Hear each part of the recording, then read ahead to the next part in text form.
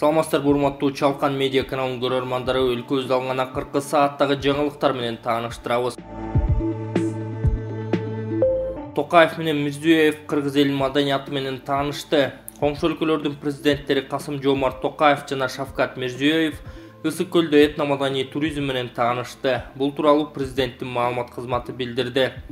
Мамлекет башчы Садыр Жапаров кесиптештери менен Бостер айылындагы Номад этно комплексинде Борбор Азия мамлекет башчыларынын 4-чү консультативдик жолугушуусунун алкагында уюштурулган этно-маданий программаны көрүштү. Президенттерди алып баатырлар менен улуттук кийимчен кыздар тосуп алышкан. Андан соң алар кол өнөрчүлөр аллеясындагы боз үйлөрдүн жасалгаласы аркылуу кыргыз элинин улуттук каада салттары менен таанышып, музыкалык аспап, алагий, шырдак жасоочулардын өнөр-каналарын кыдырып чыгышкан.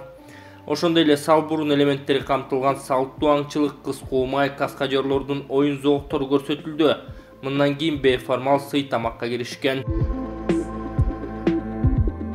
Зыяратчылардын алгачкы тобу Кыргызстанга кайтып келди. Кыргызстан мусулмандар дин башкармалыгы зыяратчылардын алгачкы тобу 20-июлда Бишкекке учуп келгенин кабарлады. Кыргызстандыктар мусулманчылык парызын аткаруу үчүн Мекке шаарына 16-июндан тарта барган. Бул кыргызстандык зыяратчылардын пандемиядан берки алгачкы ажылык сапары. Быйыл белгиленген жобого ылайык мурда ажылыктын базасына кирбеген 65 жаштан төмөнкү курактагылар барышты. Ажылыкка барууга 2766 квота бөлүнгөн. Коронавирус пандемиясына байланыштуу Сауд Аравиясы 2020 жылы ажылык зыяратты убактылуу токтоткондон бери кыргызстандыктар ага бара элек болчу. Ал жылы Кыргызстанга 6110 квота бөлүнгөн, сапардын баасы $3350 эле. Быйыл ажылык сапардын акысы $4500 болду.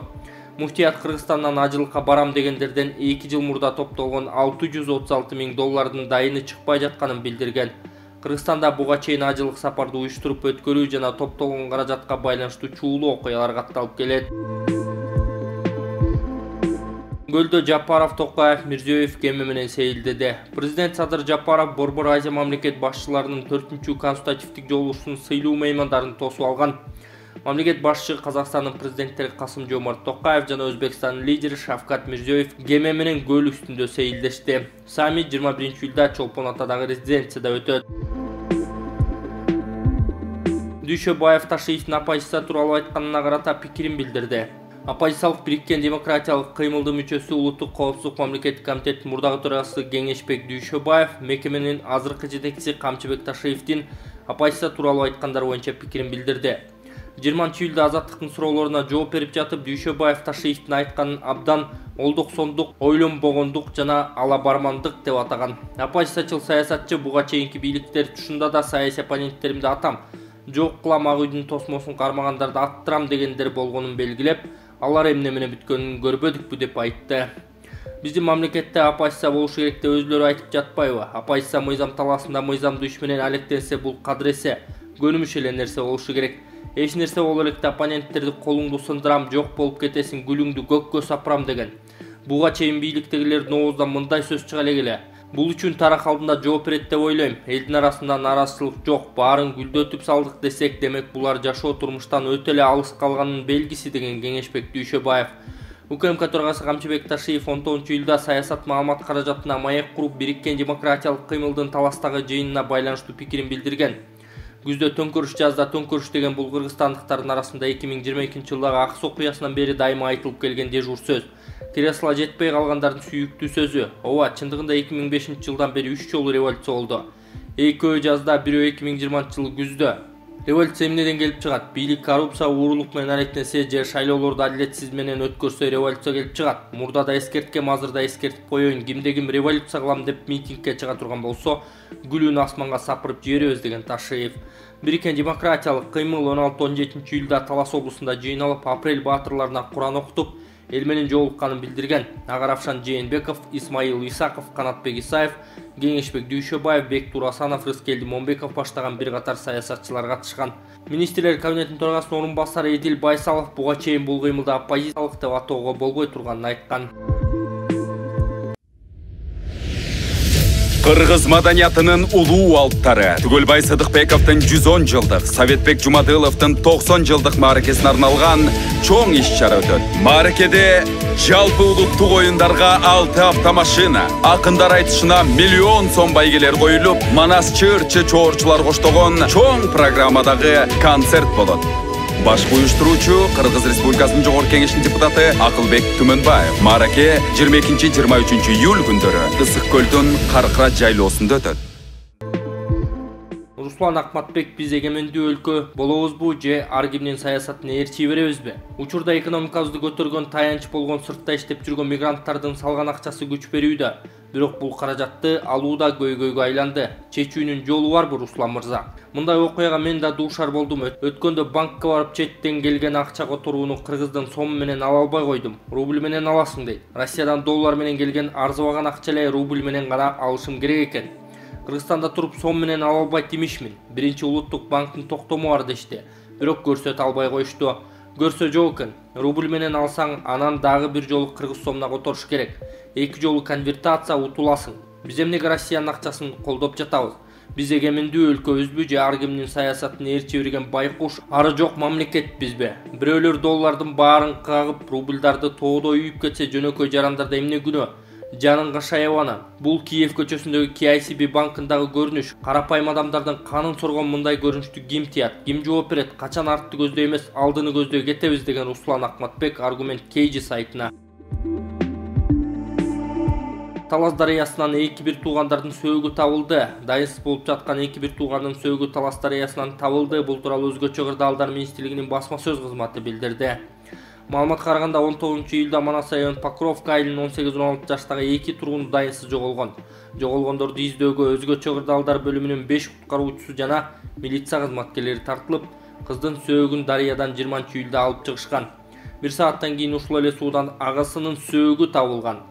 Кыргызстанда сууга чөгүп кеткендердин саны соңку айдын ичинде кескин көбөйдү. 24 июнда Таласта бир күндө 4 өспүрүм сууга чөгүп каза болгон. Өзгөчө Кырдаал министрлигинин маалыматына караганда өлкөдө жыл башынан бери 30 адам, ушул айдын башынан бери эле 20га жакын адам сууга чөгүп кеткен. Ушул күндөрү Кыргызстанда барай абдан ысып, күндүн температурасы 40 градуска чейин жетүүдө.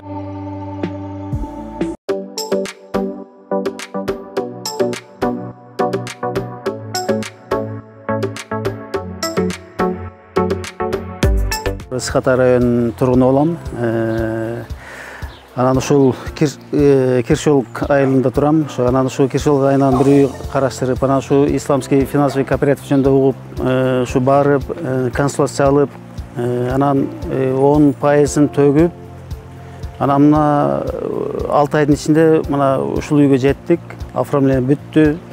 Мен бул компанияга ыраазычылык билдирем. Ар дайым ушу кыргызстандыктарды кубанткан компаниялардан болула, ишенсе болот экен. Мен ушун ишенип баягы жүрөгүм аябай толкунданып атам азыр. Рахмат силерге.